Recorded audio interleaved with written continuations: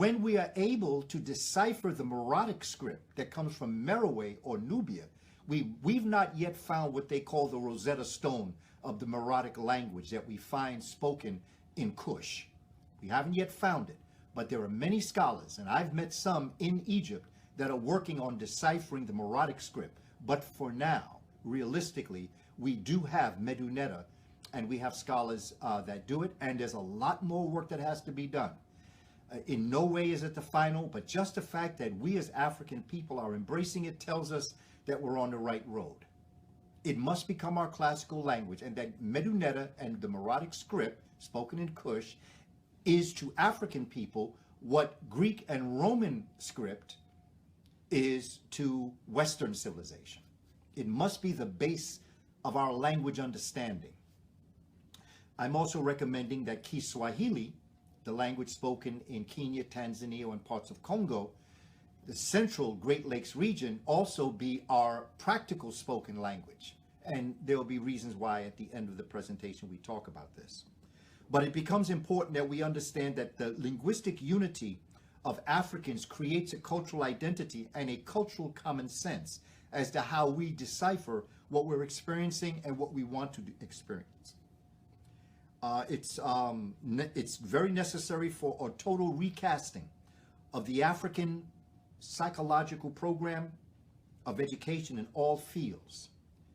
And it must be centered in the Kemetic legacy, because that is where we have the greatest writings of inner African mindset.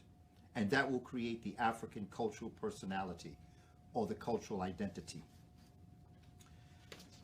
According to Dr. Fukia, Africans love the study of language. We are, as Dr. Asa Hilliard, Nana before, once told us that figurative language includes metaphor, simile, personification, foreshadowing, symbolism. All of those represent, he said, they are ubiquitous to the African psychology. In other words, figurative language, even if you look at hip-hop today and you look at rap, which is the vocalization of it, you can see that those that are engaged in rap literally have created a form of an African language, a way in which it's symbolisms, it's metaphors, it's similes.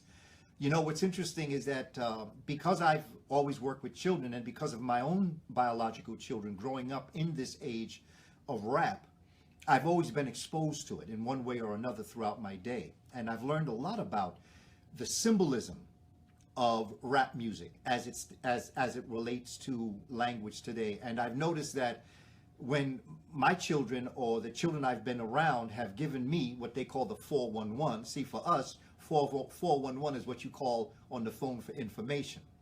411 is when they give you information about whatever's going on, they're going to give you the 411.